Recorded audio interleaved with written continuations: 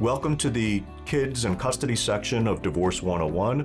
This is where we're going to talk about your rights and responsibilities and what you can do to best prepare yourself to maximize the likelihood of getting the outcome that's right for you and right for your children. So people ask, what is parenting time? Parenting time is the time that each party gets to spend with the children. So we're looking at the weekly calendar, we're looking at the monthly calendar, the summer, the school calendar, the religious holiday calendar, and deciding how best to divide that up, how to share that time between each of the parents when appropriate. People are often very concerned, understandably, how does parenting time work during holidays? So there are lots of ways that we can approach that. For example, Thanksgiving. Thanksgiving for some families is Thursday. Obviously, for most families, that's what's most important. But then we'll have families that might travel. They might do, perhaps if New York, and you typically might begin your ski season and heading up to Vermont, for example, Thursday through Sunday. And so those are things that we really need to consider and look at. And how does that impact the children? How does that impact each parent? We're looking at where was Thanksgiving historically done, but also now things have changed. And so going forward, what is that going to look like? And how are we going to structure that to serve the best interest of your children while protecting each parent's relationship with their children? When we talk about parental rights and obligations, it's important for you to understand that you do have a right to have a relationship with your child. You have a right to see your child, and you have obligations, to take care of your child when he or she is with you. And so when divorces are resolved, and even sometimes while divorces are going on, we may need to set a temporary schedule, and we may need to set temporary custody so that everybody is really clear as to what their rights and obligations are. So it can be as simple as, your obligation to pick up and drop off your child or children on time, so when you're switching the time that each of you have the children, so that you're timely, so that the other person remains informed, you have, the right to know what's happening with your child. It doesn't mean you have the right to micromanage their day when they're with the other parent. You're not going to get to know every step they take. You're not going to get to know necessarily what play date, if they're very young, which house they're going to when they're under the care of the other parent. And that's because you're each going to be held responsible for taking care of them when they're with you. To improve your odds of getting to your goal, whatever it may be with respect to your children, it's really important that both during the divorce, but if you're watching this and you may not be getting divorced right away, in the time leading up to it, a court's going to look at what you've done historically. So we encourage clients that are contemplating a divorce, when we think there's going to be a custody battle, when we think that the parties aren't going to be reasonable and able to work something out, that you document, that you start keeping track, keep a calendar, write down, when you see your children. When I was a young parent, my wife and I, would joke, I would try custody cases. And when I would have somebody on the witness stand and I'd be asking a parent, who are your children's teachers? Who are their friends?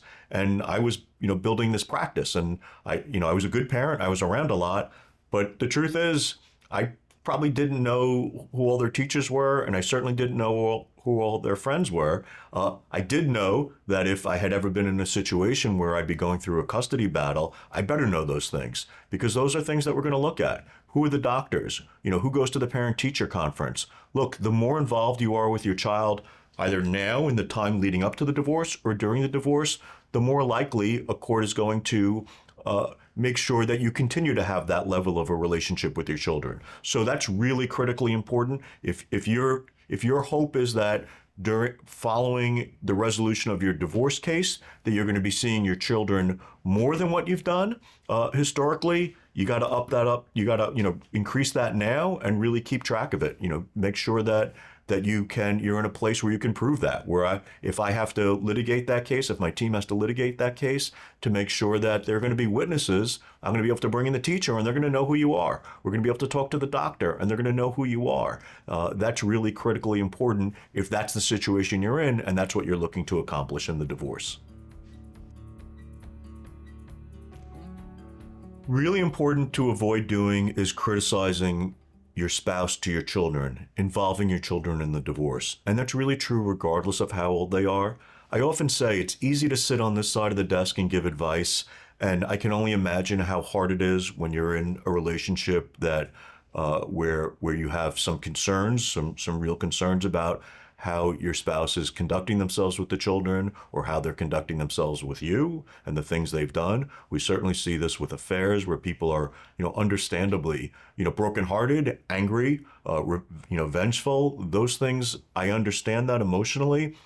I know that in a divorce case, those emotions are going to hurt you and they're going to hurt your children. So the court, one of the factors that they look at if a court is deciding on custody, they want to see which parent is going to ensure that the other parent remains involved and has a healthy relationship with your children. We had judges on Long Island that used to talk to the parties, to the clients when they would first show up in court, and the judge would explain to them that your children their DNA comes from each of you. And when you badmouth your spouse to your child, what the child hears is that the child is bad. And you're putting your children in a really difficult spot. I know that because we work with mental health professionals all the time, and we hear it from them and we hear it from the judges. So maybe hard advice to follow, but really critical, really good advice. And I would urge you to give that a lot of thought. If you have any reservations about following that advice, talk to us, talk to your therapist. We will do our best to convince you because we want to get you the best outcome possible. Custody battles can be very expensive. There's something that it's something that sometimes is necessary. If we have somebody who's abusive, somebody who has drug, alcohol addiction, mental health problems, putting those issues aside, the way to save money, the way to move your divorce forward as quickly as possible and as reasonably priced as possible is to avoid unreasonable, unnecessary disputes. Again, maybe hard advice to follow and easy advice to give, but really good advice. Don't fight unnecessarily. It doesn't benefit you. I used to say when my children were younger, I would tell my clients, when you fight with your spouse, that helps my children. That helped pay for my children's college. That doesn't help your children. Again, unless there's a really significant issue where they're a danger to your child, where it's not good for your child or children to be with them. Other than that, the best thing is to compromise, is to be reasonable, to be rational. Those are hard things to do for many people, maybe most people in a divorce, but it makes such a difference. And that can make the biggest difference in the outcome, in how long this takes, in how difficult and expensive it will be, and in really how your life will go following the divorce. We want what's best for you. We want you to be able to move on in the strongest way possible, in the healthiest way possible. And often part of that is by not over litigating, by not spending unnecessarily on your divorce lawyer because you're angry, because you're hurt, because you're out for revenge. All very understandable emotions, but things that are often counterproductive to getting you to the next stage in your life in the best way possible.